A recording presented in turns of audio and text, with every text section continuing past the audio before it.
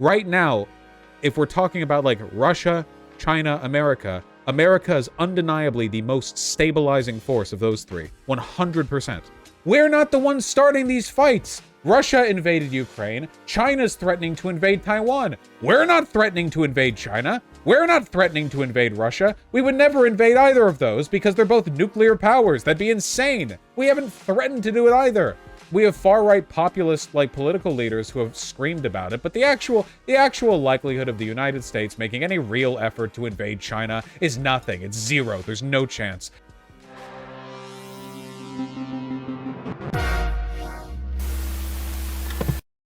It's balloon time. We're ballooning. I have some new video in. I want you to watch it with me. I'll be seeing it for the first time, just as I believe you will be too, but it gives another point of view on the actual hit, and you're going to hear it, I'm told, as well. So let's take a listen and watch right now. Go, go, go, go! Balloon, dodge! Dodge! Dodge!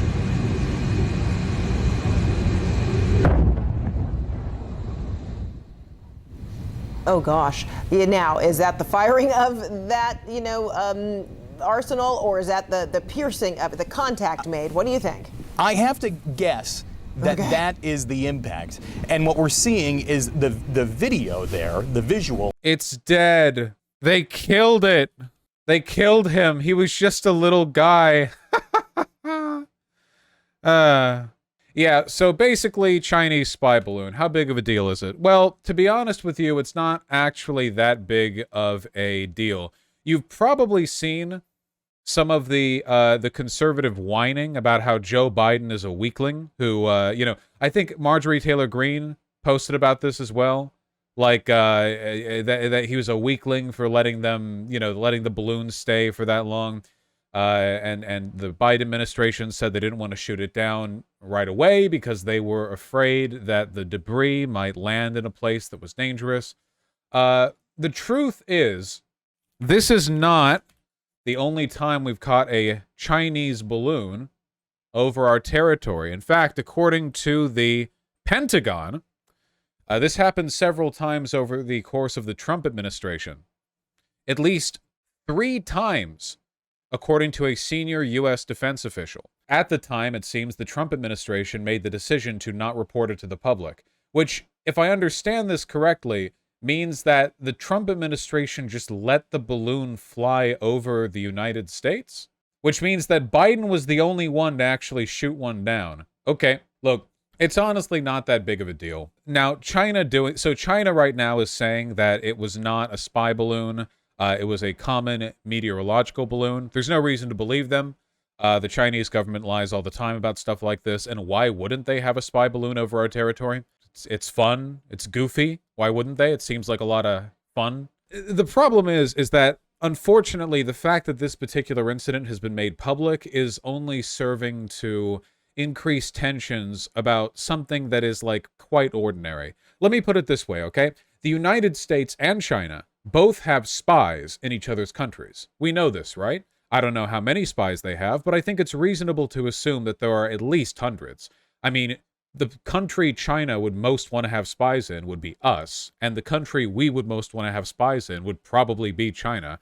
It's reasonable to assume that we have extensive covert operations in both countries, very basic intelligence gathering. Countries do this all the time. Like, why wouldn't they? It's the CIA's job, literally. The problem is, even if China knows that there are American spies in China, and America knows there are Chinese spies in America, what do you think it would do to international relations if one of those spies was caught? If China caught an American spy doing something that American spies have been doing in China for decades and decades, or vice versa, it seems kind of odd, but something that both parties are fully aware of suddenly becomes a huge problem internationally, because now it becomes a politicized issue. And I'm sure you can imagine if, for example, a Chinese spy was caught in American territory, the Republicans would be losing their shit. They'd be talking about how we're weak now, how China's taking advantage of our weakness, how China is running amok in our territory and free to do whatever they want, even though this is something that has been happening like indefinitely for decades. The shooting down of this balloon has made the Chinese government kind of angry because, you know, like I said, it's political theater. They're playing out their side of things. And it's led to the United States postponing Blinken visiting China and speaking to Xi Jinping. So that actually kind of sucks. We're seeing a fairly ordinary action reverberate out into a larger set of political consequences. Vosh, you don't believe the Chinese Department of Defense, but you do believe the Pentagon? Yes, absolutely. On this issue, 100%. Unquestionably, 100% yes. Why would China not send spy balloons over? Like, yeah, of course. Yeah. What kind of information could China get from a spy balloon they couldn't get from a spy satellite? Well, atmospheric distortion, because satellites are out of the atmosphere. They're in space. They can't always get fully high-definition videos of stuff on the ground. Even the highest quality spy satellites have limits to the fidelity of their research. What's more, we can track satellites in space. Every satellite fired into space requires a rocket launch, and the orbit that satellites take in space is something that can be tracked and followed. And it's not exactly easy to get a spy satellite, like, in the right orbit over a country, you know? Like, think about it. China would have to launch a satellite at an irregular orbit in a particular fashion, in a manner which could be tracked and traced, and then they can't alter their orbit once they're up there, at least not very much. Satellites only come with so much fuel to readjust in case of orbital decay, which means that they would have to, right off the bat, you know, oh, hello, American government, please do not mind me as I send up this curious satellite in an orbit that just so happens to run directly over where we assume your, like, ICBM facilities are. It's sometimes you just want to throw a balloon at a problem, you know, and I respect it. I'm balloon pilled. I get it, you know, I fully agree. I am a critical supporter of the Chinese Communist Party's initiative to reintroduce balloons into public discourse. I fully support them in this matter. I don't support, however, the political consequences. Satellites are not geographically locked. Well, it depends on the orbit they have, right? If their orbit is equatorial, they might not necessarily be, but it can depend on a lot of factors. Biden should retaliate by deploying Asset Pelosi into Taiwan once again. Yes, 100%. Sorry. Well, the last time Agent Pelosi was deployed to Taiwan, I got into a giant argument with a Chinese state official on Twitter, so I say we go for it. Tactical Pelosi deployment. Now, unfortunately, we're seeing a bunch of hysteria following from this. Pentagon says another Chinese spy balloon spotted over Latin America. My answer to this is, who the f cares? We need to really take a step back and reflect on the status of global surveillance from an American perspective. We see everything, like literally everything. We have by far the most advanced spy satellites. I mean, so advanced that I'm pretty sure the publicly available information that we have in our spy satellites, that goes back, that's like decades old. That's like the most recent stuff we have. You remember that incident of Donald Trump tweeting out a photo of a rocket on an Iranian launch site that ended up revealing that we had spy satellite technology that we'd been keeping a secret? You guys remember that? Do you not remember that? Sure. Here. So, a little while ago, Donald Trump tweeted out this picture. It didn't have the captions on it. This is because Donald Trump is an idiot. Basically, Donald Trump was shown this picture at a presidential meeting and was asked if he could have it on his phone, like sent to his phone. A person nervously told him, okay, but please don't leak this in any way. Then he tweeted it. That's not a joke. That is the actual thing that happened. So the reason why that was a big deal is because, as you can tell from this video, this is better than a lot of satellite photos. I mean, look at what we're looking at. You can make out the writing on the edge of this, I don't know, this banister, the top of this roof. You can see individual scaffolding beams. This was taken from space. Tweeting this picture revealed to the world that the US has spy satellites that are way, way, way, way better than, than other people thought. But the crazy thing is, as good as this was, if I remember correctly, this spy satellite, by the time the info had been leaked from Donald Trump, was already old. I'm pretty sure that this spy satellite was launched like over 2 decades before he tweeted it. meaning that current U.S. spy satellite technology is assumedly, we can assume, like 2.5 decades more advanced than this. 8 years old? It was from the 90s? I'm getting different answers from chat. Let's double check. We're going to find out what satellite did this, just so we can fully appreciate how advanced U.S. surveillance capabilities really are. The USA 224, also known as the NRO-49, launched in 2011. Okay, my apologies. A decade old. Critics worried each of these exquisite class, did not know that was a class, satellites would cost more than the Navy's latest air carrier. So that's how sophisticated these things are, okay? The cost of this is on parallel with that of an aircraft carrier. Satellite began operating 33 days after its predecessor stopped its primary mission.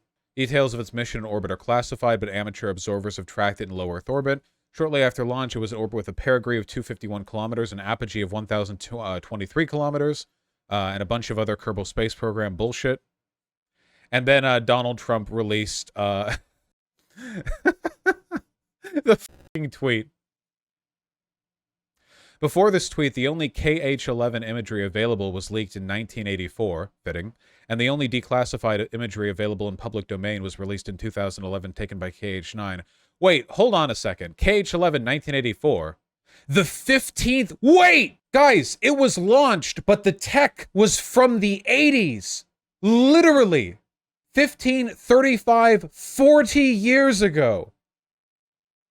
This spy satellite, the technology of which was classified until Donald Trump leaked it, is 40-year-old photographic technology. Imagine what we have now. The point that I'm trying to get at here is that for us to be screeching over the Chinese surveillance balloons is psychotic. The United States has an ungodly, unmatched, ultra-sophisticated, and extremely expensive global surveillance program that is not matched by any government, not even close. This is one of the things that people joke about when they learn about OPSEC stuff, especially with like Air Force tech. It's that the more you read up on our technology, the more it seems like everything that is publicly known about is 20 years out of date, and the actual shit isn't going to be declassified for a long time. That all of the seemingly high-tech stuff that gets released to the public is actually like decades behind what some crazies are working at somewhere in Nevada, or they have like teleporting spy planes that can do atom bomb like teleport. We spend a lot of money on our military. The money goes somewhere. There's a reason we don't have healthcare. I'm just saying. It doesn't all get burned into a pit. That money gets spent. It goes to contractors. Those contractors have an ungodly amount of money. They hire the best talent on the planet, and then they get given a gigantic warehouse somewhere in the middle of federal space in Nevada to go, hey, build something that would be mistaken for alien tech if it was photographed, okay? And they go for it. Isn't Ukraine also fighting Russia with similar tech? No, guys. The javelins that we gave over to Ukraine, we made those are what, from the 90s, the 80s? People have, this is one of the reasons why you should laugh when people say that like American military tech could be matched by any other country in the world. There is a reason we spend the money we do. It goes somewhere. It's insane. Okay. Anyway, I'm not trying to do a jingoist bit here. I just want to indicate that the idea of us fear-mongering over a Chinese spy balloon is really dumb. The Chinese spy balloon, like, getting caught and shot down is politically dangerous. But in terms of, like, the actual threat it poses to our country, it doesn't. It doesn't at all. We should not be fear-mongering over this. Vosh again getting horny over the U.S. military. The only thing that I'm looking to correct here, the only thing here that I want to address is there are a lot of lefties who seem to be under the mistaken impression that because the U.S. government is dumb and bloated and the military is overfunded, that means that it's incompetent. But it is not incompetent.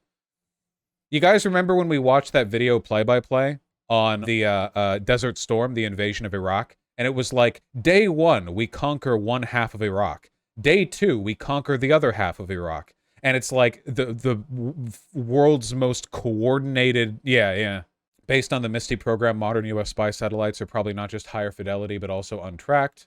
MISTY is reportedly the name of a classified project by the U.S. National Reconnaissance Office to operate stealthy reconnaissance satellites. These satellites are conjectured to be photo reconnaissance satellites, and the program has been the subject of atypically public debates about its worthiness in the defense space budget since 2004. The estimated project costs in 2004 were $13.6 billion in 2021 dollars. Whew! The West has been giving Ukraine info from their satellites from the start. Yeah, do you remember that really fun point in time where Ukraine was jamming a lot of local Russian communications, so their commanders had to get up close, their generals? And then, like, in 2 weeks, 6 generals got murked by HIMARS, like, down to the bathroom that they were in at the time. And it was because American satellite information was being fed to the Ukrainian government, and they were just getting, like, accurate pinpoint precision strikes on a bunch of targets. Yeah. Do you think we have reliable nuclear interception tech yet? I didn't put much hope in that one. But you know what? If your real question is, has the United States been putting tens of billions of dollars into nuclear deterrence secretly with programs that are more complicated than we could even fathom? Yes.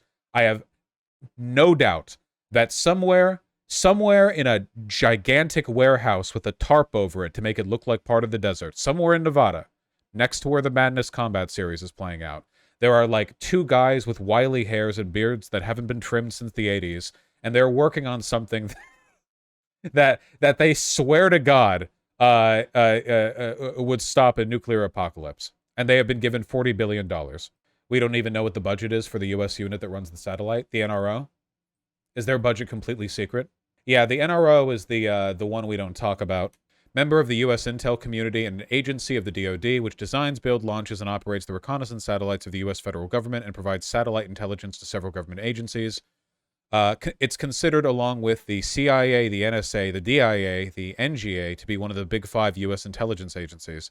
The NRO is headquartered in Virginia, obviously. A 1996 bipartisan commission report described the NRO as having by far the largest budget of any intelligence agency, higher than the CIA, higher than the NSA.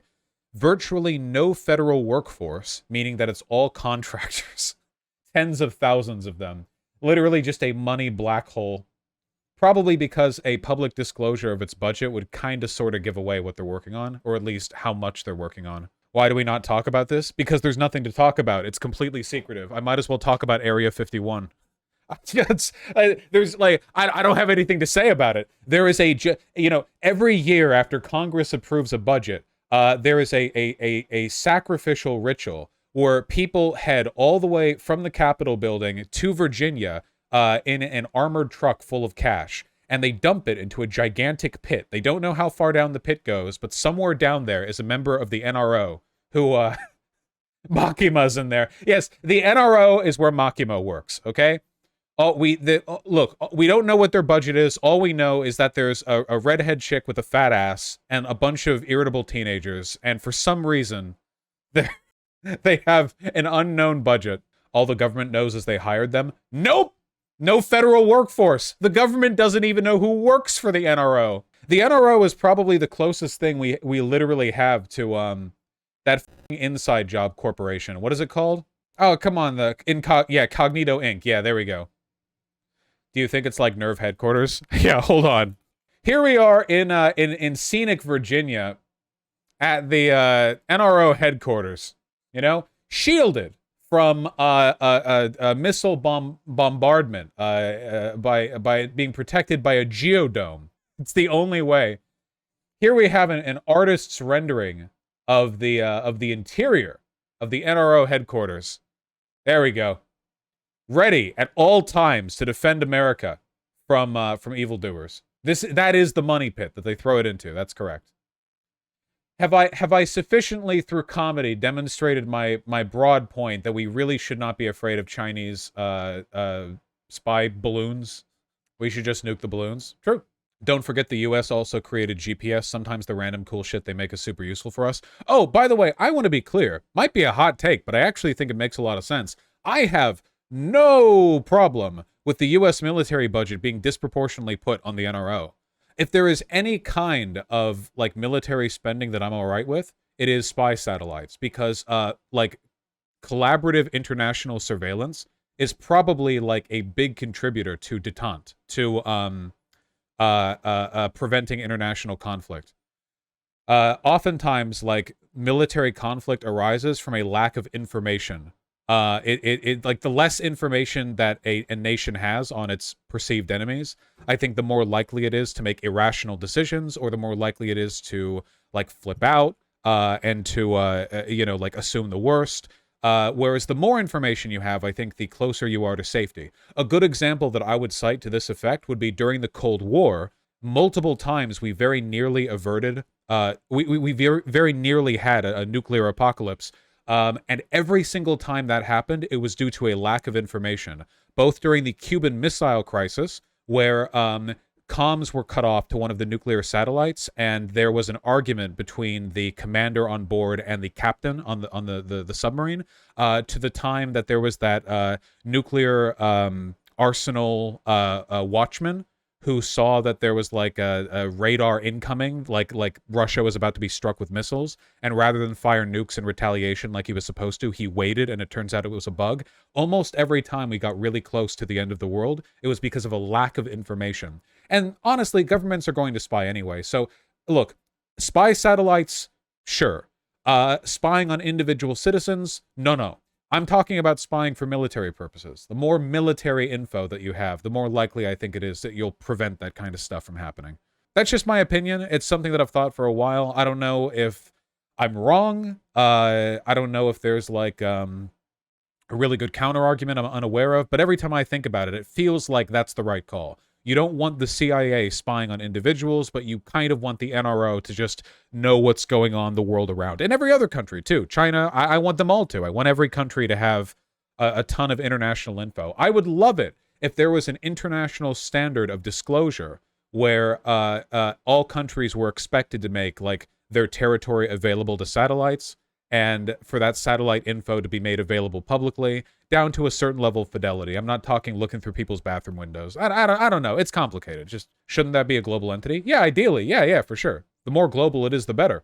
I don't know. You think that can work? All I know is that from everything that I've read on all these times we've come close to the end of the world, it has been because of a lack of info, not the presence of info. If the military can at any time pull up really reliable, like, global information on where, like what's going on, I feel like that generally is going to be safer than the opposite, where they don't have info and they have to work on guesses and intuition, because I think that tends to lead people to being paranoid, to being reactive. So to all this, I know there's a lot of political tension right now between us and China, but in a good world, I would like for there to be, like, no issue with them having a spy balloon over our territory. That would be my ideal. My ideal would be that there's a good enough relationship between us and them that they know we have spies, we know they have spies, we both know what's going on, and that's fine. Not the world we live in right now. This is the declassified video of the NRO? What? Is this like some 1950s video? What is this? To America.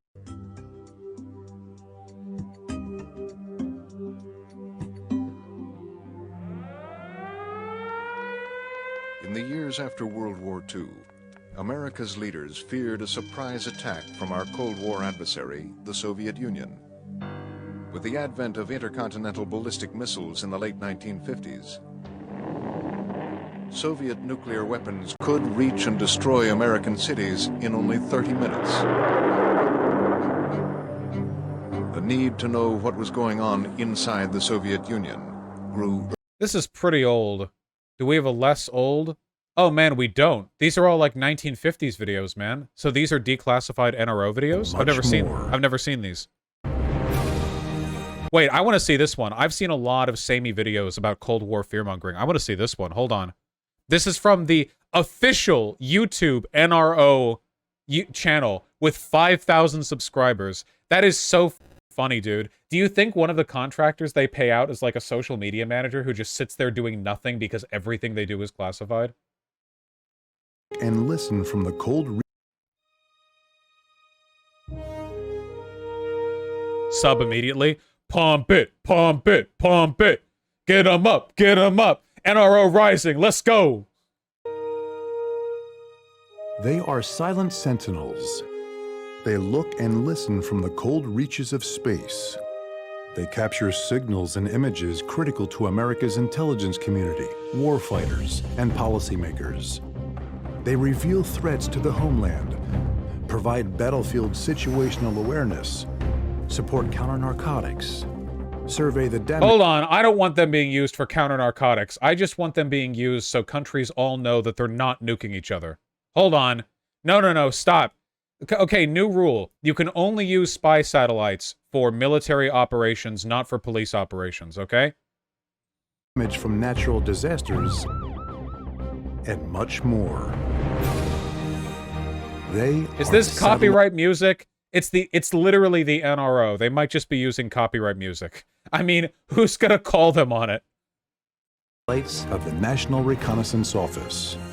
America's eyes and ears in space. In space! Japan's attack on American forces at Pearl Harbor on December 7th, 1941, demonstrated the critical importance of reconnaissance to prevent surprise attacks on the United States and its allies. The American people in their righteous might. After World War II, the Soviet Union became America's principal national security threat as a new and potentially more dangerous Cold War emerged. Moscow tested its first atomic device in 1949, and in the 1950s moved steadily toward acquiring first heavy bombers and then long-range missiles as strategic delivery systems. Such a 90s video. If I understand this correctly, this is a video that they had to make because all government programs had to have some kind of like public, there had to be some kind of like, hey, this is what we are and what we do, like showcase. And they were like, all right. So they they put together this Metal Gear Solid cutscene. Okay, gotcha. War with the Soviet Union was a growing possibility, and America looked to intelligence agencies for indications and warnings of surprise attack.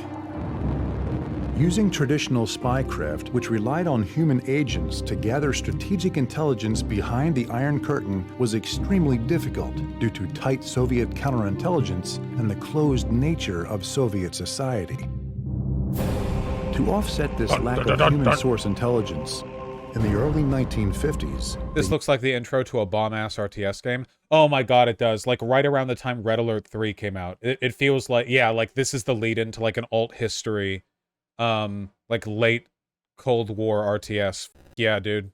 The United States conducted aerial surveillance on the periphery of and over the Soviet Union and other denied territories using low-altitude planes. Yeah, another reason why I prefer spy satellites is because, like especially during wartime, nations are, or like high tension, nations are going to need to get that info from each other one way or another. Like, you can't tell a country, like when there's heavy tension between two countries, like let's say, I don't know, India and Pakistan, you can't go up to India and be like, okay, yeah, don't get any intel from Pakistan. Like, don't do that. You can't do that. That's insane. Like, of course they're going to. But if you send a plane or a balloon over, that's politically dangerous. Whereas a satellite is an international, it's in space, it's up there. So you can't really like, yeah, it's a lot less politically like agitative, you know? For reconnaissance purposes. However, these planes became increasingly vulnerable to enemy fighters and surface-to-air missiles. In November 1954, President Dwight Eisenhower directed the Central Intelligence Agency to begin developing the U-2 reconnaissance plane under a project codenamed... Until someone starts taking down satellites. Guys, when things globally escalate to a point that attacks start being made against satellites, that might start the end of the world. Not to be too like fear-mongery about it, but once satellites start going down, that might be the end. So hope that doesn't happen. Satellites going down would, not only would that be like a massive escalation, but it would cause a cloud of debris to orbit the planet basically forever, which would probably have a cascading effect and start taking down communication satellites. The world might end up completely in the dark. Named Aquatone. The U-2, first flown over the Soviet Union on July 4th, 1956, used sophisticated cameras to capture images from an altitude in excess of 70,000 feet. presumably beyond the reach of anti-aircraft weapons. But on May 1st, 1960... Not forever, a couple decades for low Earth orbit. Just a couple decades? I guess the orbit would decay eventually. Yeah, okay. But still, it'd be pretty bad. Yeah. The Soviets... That's Kessler syndrome? Yeah, yeah. I don't think it's like a guaranteed thing. I think it depends on the satellite orbit. But there are like a lot of satellites around Earth, you know? Like a lot of them. All these communication satellites and stuff. A lot of them follow the same orbital band because they're like geostationary. Because like the geostationary ring is the one that has the most of them, because that way they can keep a consistent orbit around a certain part of the planet. But like it's possible that oh man, guys, wait, geostationary is not in low Earth orbit. If the geostationary satellites started getting taken down, that would be there forever, wouldn't it? Like we would have to manually clean that up. They're not in low Earth orbit. Those orbits aren't going to decay. Not at least for like an incredibly long time. Thankfully, though, spy satellites are low Earth orbit, I'm pretty sure. Right? They have to be, because they're taking photos of the Earth. They have to be up close. Low Earth orbit is not at all vulnerable to Kessler syndrome. Okay, so it'd be the geostationary orbit. That's not good. Space is big up there. Yeah, but one satellite's pretty big too, right? You'd be creating a bunch of, like, millions of little bullets moving, like, 10 times faster than any bullet on Earth. Kind of. I don't know. Shot down a U-2 piloted by Francis Gary Powers. The shoot-down and Powers' trial deeply embarrassed the United States and prompted President Eisenhower to suspend all future flights over the Soviet Union. The United States needed to find a safer and better method of monitoring potential adversaries. The use of unmanned high-altitude balloons equipped with cameras was crude and unreliable.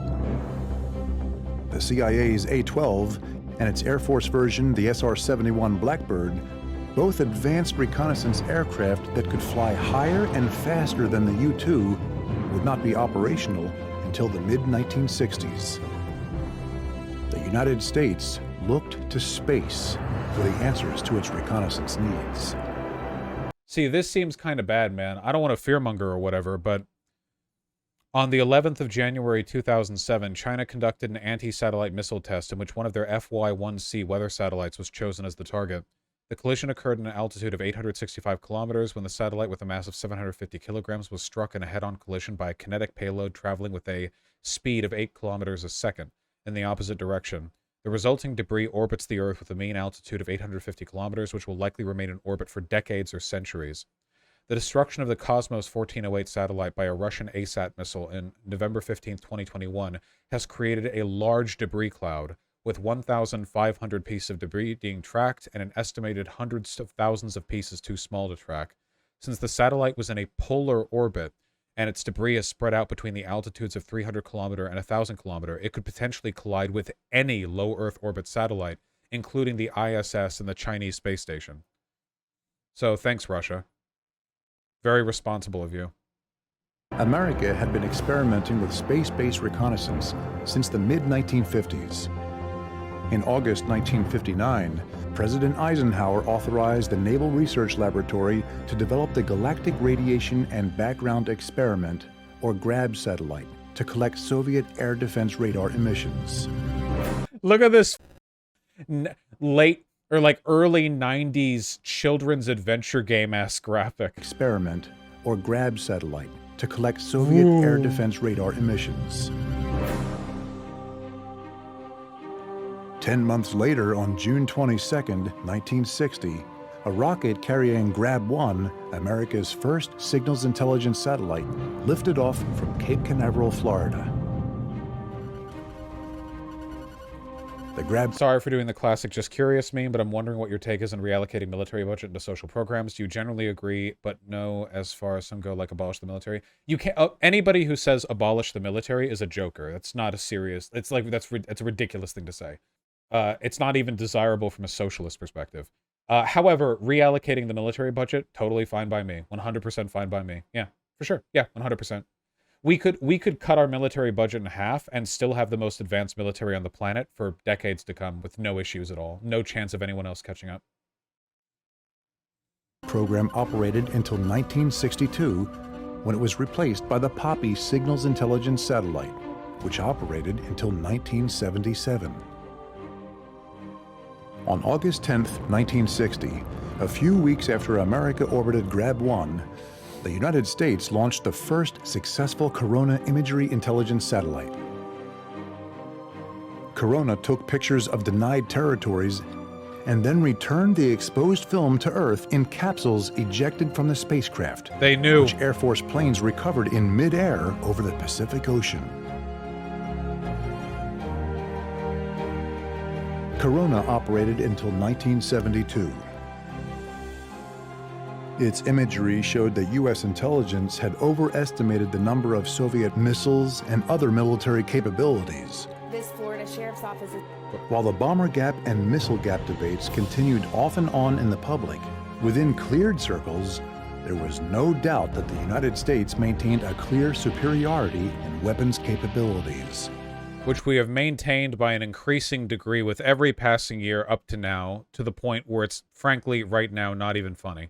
I swear to God, man, one of these days we're going to get... Okay, Donald Trump was a fake populist. One of these days we're going to get a real populist in office, and there's going to be some conflict somewhere around the globe, and he's going to be like, all right, let's get to it. Yeehaw! And he's going to declassify everything going on in Nevada, and we're going to be, like, riding in there on laser mecha spider tanks. To like cast laser arcs across the rocky grasslands of whatever place we're invading. Yeah. Launch the droid army. Initiate the Grey Goo scenario. After the success of the U-2, Grab, and Corona, the United States established clearer lines of authority to manage America's growing and increasingly... Wait, hold on. Laser Broom, a proposed ground-based, laser beam-powered propulsion system whose purpose is to sweep space debris out of the path of other artificial satellites, such as the ISS. It would heat one side of an object enough to change its orbit and make it hit the atmosphere sooner. Space researchers might propose a laser broom could help mitigate the Kessler syndrome. Space-based laser broom systems using a laser mounted on a satellite or space station have also been proposed. That could be cool. Are you for declassifying all U.S. documents? Not all of them. I do understand national security is a thing, but a lot of them, yeah. How exactly do you power it? Well, hey, maybe if fusion takes off, or whatever. Laser anti-sat weapons can be scary, too. There's your anti-satellite capability without needing to explode it. It might not work against heavier stuff. I want a laser broom. Lasers have a crazy inefficient optical output compared to actual input. Okay, but we're talking about shooting, like, pieces of dust out of space, right? Even just turn it into vapor so it's irrelevant. Well, what you would do... So wait, if I understand this correctly, what you would do is this, right? If you have the Earth, and then you have debris that's in orbit, all orbits are asymmetrical, at least a little bit, right? If we can imagine that this is an elliptical orbit in which this is called the periapsis, right? Or the apoapses. Is the apoapses the one that's farthest or closest? What is this? Apo high, peri low? Okay, this is the apoapses. So if it was going in this direction, like orbiting around the Earth in this direction, that would mean that as it's coming around here, you would have like a laser station here, and you would fire at it like this. And that would push it up a little bit on a new path, but it would also slow it down and bring down the orbit on the other side, on its apoapses over here. And then it would get into the Earth's atmosphere, and it would burn up in the atmosphere. Basically, like you would find debris, and you would target it at the optimal point from the right angle, kind of. Sort of. I think I'm on the right track, at least, right? I'm not a scientist, but it kind of like that, right? And then you would bring it down here, and then it would burn up in low Earth orbit. That's pretty cool. Just wonder if we'd miss, like, stuff that's too small. How long do you think it'll be important for the U.S. to at least maintain military superiority? Right now, the United States is kind of the lead country of the West, and the West is the only political bloc that is a democracy. I only care about the U.S. having military superiority insofar as that is the case. But right now, you're goddamn right I want us to maintain that superiority. Diffuse Reconnaissance Program. On August 31st, 1960, Secretary of the Air Force Dudley Sharp, on orders from President Eisenhower, established the Office of Missile and Satellite Systems to direct the Air Force Satellite Reconnaissance Program. A little over a year later, on September 6, 1961, Acting Director of Central Intelligence General Charles Cable and Deputy Secretary of Defense Roswell Gilpatrick officially established the management arrangements for the National Reconnaissance Program, which consolidated space and aerial reconnaissance Oh no, I can read the tweets now. Guys, Russia threatens nuclear war non-stop. They should not be military leaders. Literally, lefties get their panties in a twist all the time over like, oh, Americans so warmongery. Russia is constantly saying like, yeah, if you don't let us do what we want, we will nuke you. Them. And China plays defense for North Korea, who does the same thing, but admittedly to a much less of an extent. And it's not like China is any saint of military interventionism or engagement either. They keep threatening to invade Taiwan, which is an ally of the US. We're not the ones starting these fights. Russia invaded Ukraine. China's threatening to invade Taiwan. We're not threatening to invade China. We're not threatening to invade Russia. We would never invade either of those because they're both nuclear powers. That'd be insane. We haven't threatened to do it either. We have far-right populist, like, political leaders who have screamed about it, but the actual likelihood of the United States making any real effort to invade China is nothing. It's zero. There's no chance. If a U.S. president, if DeSantis ever came to power and was like, oh yeah, no, we should invade China, bro, the Pentagon would have him killed and quietly replaced. There is no way. Meanwhile, over in Russia, they're screeching about beginning the end of the world like 24/7. Do you think it's an issue that NATO ships are in the South China Sea? No! Aren't they in the territorial water of Taiwan? Yes, they are. Yeah, then it's our ally that keeps getting threatened by China. South China Sea is in international waters. Well, not all of it, of course. There are parts of it that are held. Hold on. South China Sea ownership map. Woo! I love territorial disputes. Whoo, baby! Look at those conflicting lines. Jesus Christ. China has been building artificial islands to try to claim water that isn't theirs. Yeah, I heard about that because the laws around territorial sovereignty in the water are built around coastlines. So by making artificial islands, they're expanding their international waters borders. 2 U.S. aircraft carriers now in South China Sea as Chinese Air Force flies 39 aircraft near Taiwan. There's no way they invade Taiwan with 2 U.S. aircraft carrier groups in the South China Sea. There's no way. There's no goddamn way, man. There's no way. That'd be insane. 2 carrier strike groups? That's 2022. Yeah, but we still have stuff there. An operational formation of roughly 7,500 personnel, usually an aircraft carrier, at least 1 cruiser, a destroyer squadron, and at least 2 destroyers or frigates. Vosh, the U.S. is absolutely responsible for needless invasions of other countries. Are we forgetting Vietnam? Vietnam 65 years ago? Or literally everything we did in the Middle East? Yeah, I don't forget it. But what does that have to do with right now? Not to mention, and I know this comes across as like awfully mean, but I consider like threatening nuclear war to be on a much higher tier of like military escalation than invading a non-nuclear country. The CSIS war game, the U.S. would beat China in a fight. Well, yeah, nothing can beat the U.S. Question mark, question mark, question mark? What? How many Navy ships in South China Sea? Are they 2 full carrier strike groups? The 7th Fleet? Wait, is it the entire 7th Fleet? 7th Fleet. CSIS. Where is a log of all of the Navy ships currently in operation in the South China Sea? It's a state secret. You can't hide that well, you know. I mean, if 2 aircraft carriers are there, it's reasonable to assume that the carrier strike groups are there as well. I don't know, I'm just curious. Alright, well, whatever. Getting mega stun-locked. Fleet tracker? Nimitz carrier strike group operates in South China Sea. We're learning so much today. God damn. Okay, hold on. We got super distracted here. Projects under a covert National Reconnaissance Office that combined the expertise of the intelligence community, Department of Defense, and private industry. Dr. Joseph Cherick Undersecretary of the Air Force and Director of the Office of Missile and Satellite Systems, and Richard Bissell, CIA Deputy Director of Plans, led... What a nerd. I completely forget why we were watching this to begin with.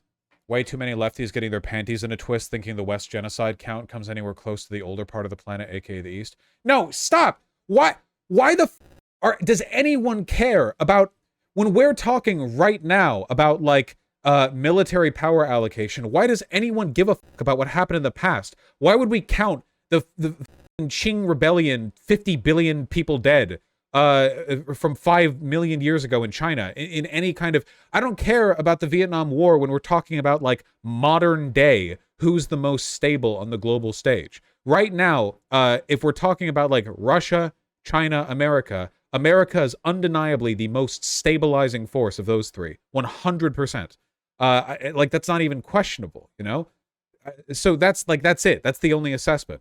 What I'm saying is that America is not the worst in terms of global genocide. I don't care. It's not a competition. Why is Ukraine different from Yemen or any other U.S. military involvement? Because A, Russia keeps threatening to nuke everyone. B, Ukraine is a full-on landed ground war with another European country that borders several other NATO countries, thus massively escalating the threat of global nuclear involvement. Whereas U.S. getting involved in Yemen does none of these things, not even close. Like, do you really think there's, like, any comparison between Ukraine and Yemen? Like there's any similarity between those two conflicts? U.S. isn't even in Yemen. We just sell weapons to the Saudis. Yeah, but we're on the hook for that. We implicitly support what's happening in Yemen. Aren't there strong geographic distinctions here? Is the U.S. more of a stabilizing force in Latin America than China or Russia? Well, at the moment, actually, considering the fact that Biden defended Lula and provided... Yeah, at this current moment, right now, yes, but generally no. But again, by look, okay, when I talk about stabilizing force, what I'm talking about is how likely is it that they're going to end the world, okay? So in terms of, like, threatened nuclear conflicts, nothing right now would cause the United States to initiate a nuclear war. Nothing. I'm serious when I say there is nothing we are threatening over, nothing we are posturing over. The only thing that could reasonably begin a nuclear conflict from our side of things would be a full invasion of the United States. That is it. That is the only thing. Full on, like, we are being attacked. This is bullshit. No, it's not. You are psychotic if you believe this is a pretty low bar for stability now. Yeah, well, too bad China and Russia can't meet it. The U.S. does nothing to stabilize South America. Oh my God! I'm going, ooh! Oh my God, what is wrong with you people? Do you know what a nuclear war would do? Do you have any idea how high the stakes are with a nuclear war compared to literally any other kind of engagement? Every bad thing you've ever heard America doing would pale in comparison to the consequences of a nuclear war. It wouldn't even be close. Russia threatens to nuke us constantly. That's not what regional stability refers to? Then go to nuked Latin America and convince them that Russia was the stabilizing force after they send a payload of ICBMs into Europe because they're mad that they lost in Ukraine. No, obviously, regional stability is predicated on there being a region that is not nuclear charred glass. You need a region for there to be regional stability. I'm clearly talking about, like, which country is most likely to end the world. And right now, the United States is just not going to. We're not going to do that. But Russia invaded Ukraine and threatens to nuke the world constantly. China is threatening to invade Taiwan for, and let me be clear, no reason. Well, actually, the reason being that they're about to experience a massive labor dip and they want some nationalist fervor to drum up public support in the absence of a growing economy. So they want to invade Taiwan for that reason. And even though they know that Taiwan has had a defensive pact with the United States for 50 years, which would absolutely risk nuclear war because we are committed to defend Taiwan against Chinese aggression, as we should be. So, like, they're the ones doing this. Right now, America isn't doing anything to threaten global stability in that fashion. What have we done in the past 20 years? Bad things, yes. But in terms of nuclear engagement, we invaded Iraq and Afghanistan, two non-nuclear countries, and we've participated in what's going on in Syria. with some strikes. You know, Syria's non-nuclear. There are some Russian troops there, but we mostly stay away from them. It's mostly we target like specific insurgent groups, and officially Russia's kind of in the whole thing anyway. Our engagement there has been relatively limited. Nothing nuclear. The U.S. has killed a lot of civilians with drone strikes in Yemen. Yeah, that's not good. But Yemen isn't a nuclear country. Not a nuclear country.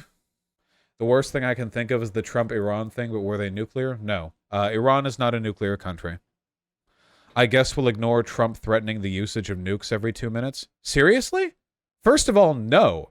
Even Trump came even nowhere close. Not even remotely close. I don't know why you're being passive-aggressive with me. Second, he's not the president right now. If Ron DeSantis became president, then I would have a much a much like lower level of I don't know, faith in America's like nuclear stability. And for three, even if he's making these threats, the Pentagon wouldn't go for it. The Pentagon is a relatively non-politically controlled organization, compared at least to like Russia's military, which operates directly at the behest of the Kremlin. And China's military, which of course exists in a one-party dictatorship. The Pentagon is perfectly capable of rebuffing political advances.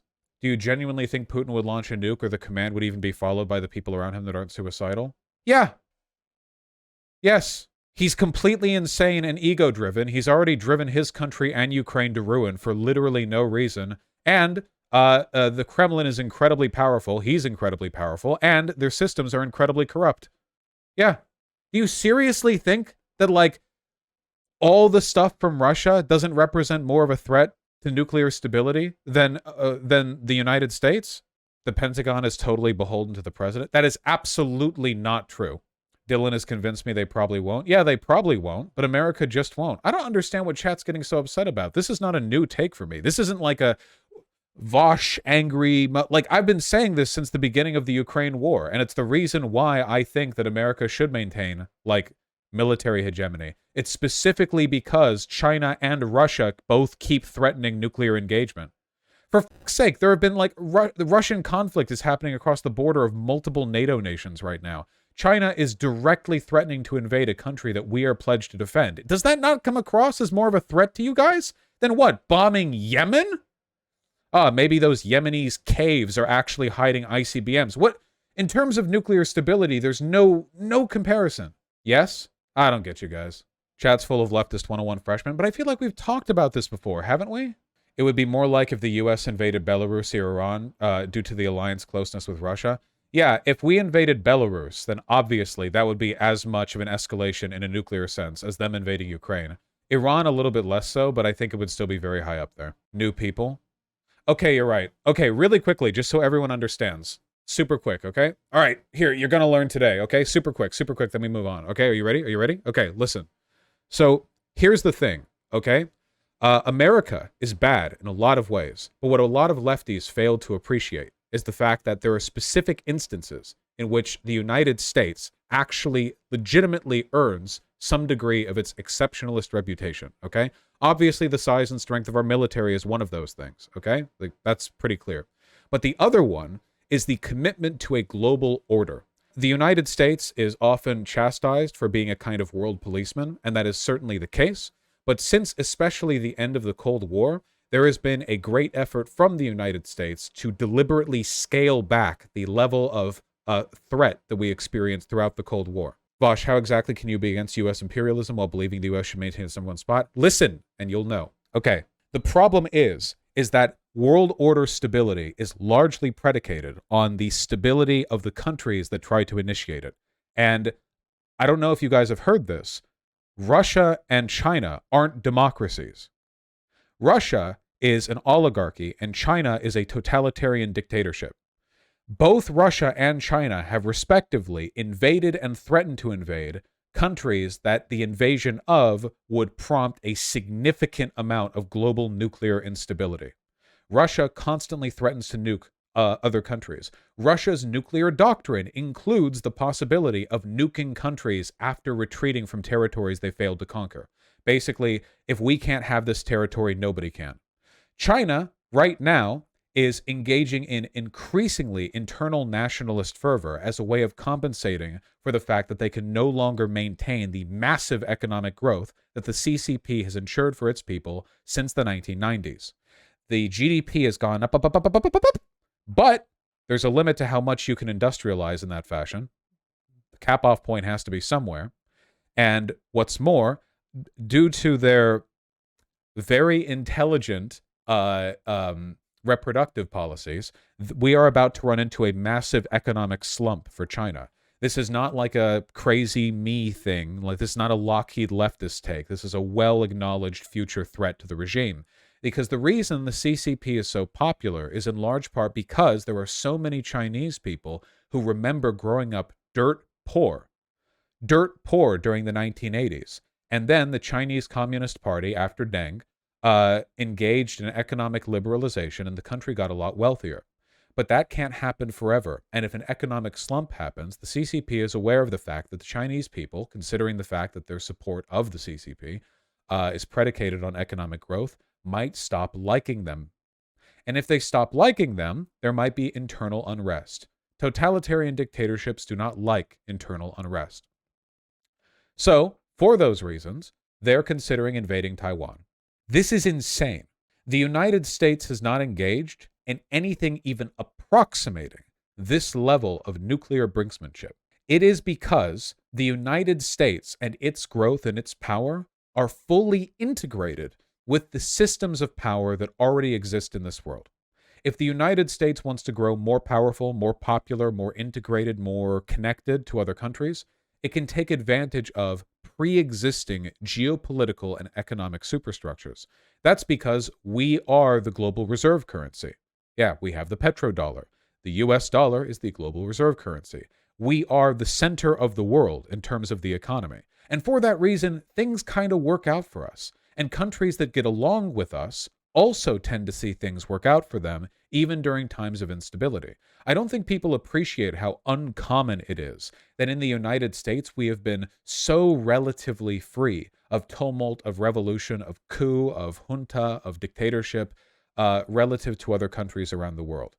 You know, even Europe has had some pretty extensive stints with authoritarianism in ways that we haven't. And a lot of this, I really think, is just because our people, the American people, as f***ing stupid as they are, as unimaginably stupid and cruel and pig-headed and fat and dumb and idiot as they all are, the American people do have a kind of core mythology that can be relied upon to guide their behavior, and that is the ideology of American exceptionalism. American exceptionalist ideology is a bad thing, but it is also a stabilizing force in times of uncertainty, because the idea that your country is naturally exceptional can give you the impression that things are going to work out all right. I don't like American exceptionalism. I don't think it's a good attitude or ideology, but it exists and it has effects, and some of them trend towards stability. This isn't going to last forever. I have been one of the loudest voices in saying that America might become fascist sometime soon. And if that happens, everything I'm saying right now becomes bunk. If we become fascist, it will be for the first time in our history that our democracy has properly collapsed. And everything I'm saying here becomes moot, essentially. But insofar as we are not a dictatorship, insofar as we are a democracy, it's important to understand that the paths forward for the American people do not involve nuclear brinksmanship. Our ways forward, our ways to growth, our ways to power don't involve treading that line. Not so with Russia and China. Russia and China are both currently engaged in behavior which suggests that the only way they feel they can maintain global relevance is with nuclear brinksmanship, threatening nuclear war, global annihilation of all people on Earth, both overtly and implicitly through the invasion of Ukraine, was the path that the strongman Putin decided was the best for him and his country. Which is insane, but it's what they did. And I hope you can all appreciate the fact that China threatening to invade Taiwan, again, purely to distract its own population, to get them riled up with nationalism, even though Taiwan has had a decades-long defensive pact with the United States, even though the United States has explicitly said, we will honor that defensive pact, they continue to threaten war. This is a massive threat to global nuclear stability. An invasion of Taiwan would bring about an unparalleled potential for global nuclear disaster. America is not doing these things. You understand? America may do a lot of bad things, but we are not in a position right now where we feel our path to maintained relevance and power is to literally, like, threaten to start war with a nuclear power. Can you imagine that? Can you imagine how far away we are from that? Think of the nuclear-powered countries that exist on this planet that are not on good terms with us. Imagine if we actually started gunning up for an invasion of China. How psychotic would that be? But despite all the whining of conservatives, it is just not something that is being realistically considered on any level. That is what I mean when I say global stability. I mean that right now, America's path forward as a democracy and a country that is well integrated into existing systems of capital accumulation has no need for that kind of brinksmanship. Russia and China do, or at least they feel they do. That is what I am saying. This has nothing to do with Yemen. This has nothing to do with Vietnam. This has nothing to do with Libya. This has nothing to do with Yugoslavia. This has nothing to do with any of that shit. The potential damage done by nuclear conflict would be so great that historians would not even who would care? The bombings of Yemen. Oh, you mean that thing that happened 9 years before the end of the world? I remember. Oh, that was really bad. They would envy all the Yemenis who were drone striked. They would hear stories. Oh, they got blown up with bombs that didn't poison the land for 1,000 years after. Oh, Daddy, tell me more stories of the bombing of Dresden. You're telling me they just got to die in a fire? They got to die real quick, like there wasn't poison in the air. Tell me more. Yeah, okay. There won't be historians, okay? Why is a nuclear victim from the UK? Because it's like a little Timmy or whatever thing. Orphan, little orphan. Vosh, China isn't threatening to nuke the US, and they would listen. Threatening to invade Taiwan is threatening nuclear war. There is no reason for them to invade Taiwan at all. There is no justification. Taiwan poses no threat to them, and we have said we will defend them. What they're saying is they're threatening to go to conflict with U.S. troops, which is absolutely a threat for nuclear escalation. U.S. efforts to maintain hegemony have never worked. This framework is not as stable as a properly internationalized reserve currency would be, for example. No matter how stable America is internally, fractures in U.S. power are inevitable. Yeah, we've never had full hegemony, but right now we are the hegemon. And it's certainly more stable than, like, throwing weight behind Russia or China. Hey, Vosh, I agree with you, but I think it bears mentioning that very recently we were throwing around our own brinksmanship with Trump. He's a special case I meant. Well, like I said, if the U.S. goes to fascism, then this is that, That being said, the U.S., Trump, like, throwing out tweets where he threatens nuclear war, I don't think represents the same kind of institutional bias towards his whims there that, say, Putin would with their constant threats from the Kremlin. Not to mention, Trump doing his own thing is pretty different from, like, the Pentagon and the White House coming out with a statement threatening nuclear war, which would be the equivalent of what the Kremlin has done. I don't think China will invade Taiwan, though. I hope they don't. Invading Taiwan is tantamount to threatening the U.S. How? Why should the U.S. protect Taiwan? Because we have a defensive pact with them. We have for 50 years. What do you mean? What, we, the most powerful country on earth, are going to abandon our alliances because some totalitarian dictatorship just wants to like start a war for funsies? And it is morally right to defend them. That's true. Oh yeah, all the microchips too. You don't want Taiwan to go down. God, that would suck. I mean, we abandon our allies all the time. Look at the Kurds. Yeah, but the Kurds are like a loose ethnic group, like a collection of like factions representing an ethnic group that wants independence in a region we can't provide them independence for, because no matter how much we support the Kurds, we can't take away the fact that a bunch of them are in Iran and Turkey, and we can't do anything about that. We have more sway over portions of Syria, which is practically lawless, and Iraq, which is an ally, but Turkey is insane, and Iran is not an ally. So that's not really comparable to like the entirety of Taiwan. But yes, I agree. We shouldn't have abandoned them. The U.S. can absolutely force Turkey to stop its genocide. Yeah, we can and we should. I fully agree with that. But, like, politically, that's not something we would go to bat for over, like, one independence cause, I don't think. Turkey's psychotic. I wonder if Erdogan loses the upcoming election, if it would be possible to move them over on that. Because Erdogan is, like, pretty much the origin point of all this bad shit. The entirety of NATO can be condemned for that one. I don't think... I know that Turkey's contribution to NATO is purely its own geography, but, man, I fucking hate Turkey, man. Worst NATO country by far. Worst NATO country. Even Turks hate Turkey. True. Turkey is playing both sides against the middle internationally. That's why they get away with so much. Yeah, which is like, man, imagine trying to do this both sides, like, middle-of-the-road bullshit after Ukraine, you know? Super dumb. Turkey is selling Russia sanctioned parts. Yeah, it's a whole thing. Now Turkey is working with Assad and Russia now to get green light to invade Rojava again. Okay, that's it. We're invading Turkey. How many nukes do they have? We should have never put nukes in Turkey during the Cold War. It led to the Cuban Missile Crisis. Non-nuclear? They gave them away? They gave them away? I didn't realize they gave them away. Lads, have I got a proposition for you. How can you Article 5 when the Article 5 has already been called down on you? Who's up for liberating Turkey, huh? Huh? Yeah, we're going to rename it Constantinople. We're going to liberate Istanbul, and we're going to knock down the big flag that says Istanbul, and we're going to raise a bigger flag, and it's going to say Constantinople. And now I won't have to listen to the song anymore. Byzantium 2, absolute. An even bigger flag saying Byzantium 2. In what way does Turkey even benefit the U.S. politically at this point? Hold on, let me get a map. Because a map is all they have. Nice resolution.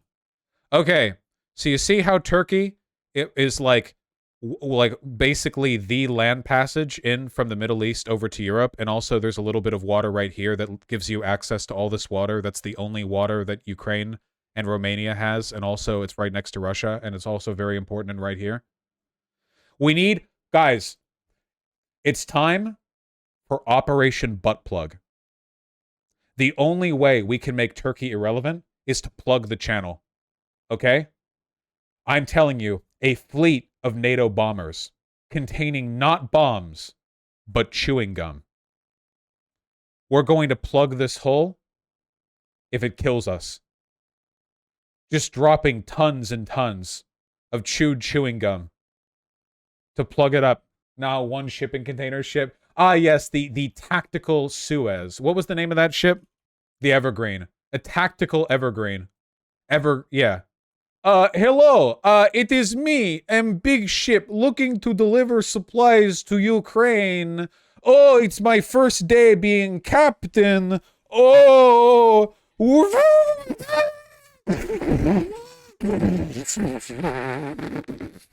Oh, no. Oh, Evergreen's the company? Okay, whatever. Oh, help me, Step Turkey. I am stuck. The strait's too wide to block the canal. I will help you, my sister ship, Evergreen. It's my first day on ship 2. Oh!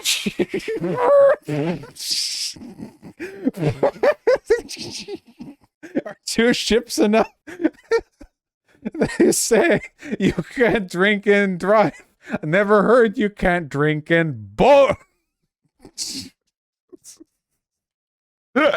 So stupid. How wide is the Bosphorus? Oh, wow, it's pretty big. Hello, we are 5 brothers with big ships. Oh, it's first day shipping. Oh.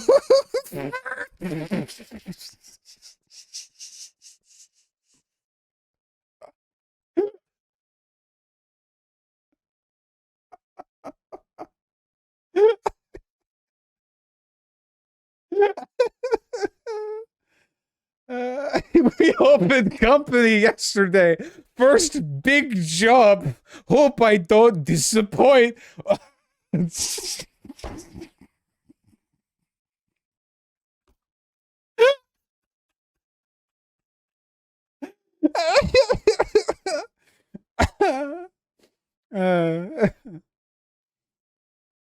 There we go. Here's the most narrow point, I guess. I don't know.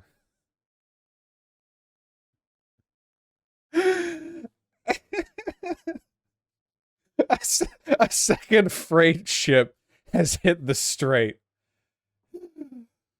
The Persians blocked it 2,000 years ago. We can do it too. The Xerxes pontoon bridges. We should return to tradition is what we need to do.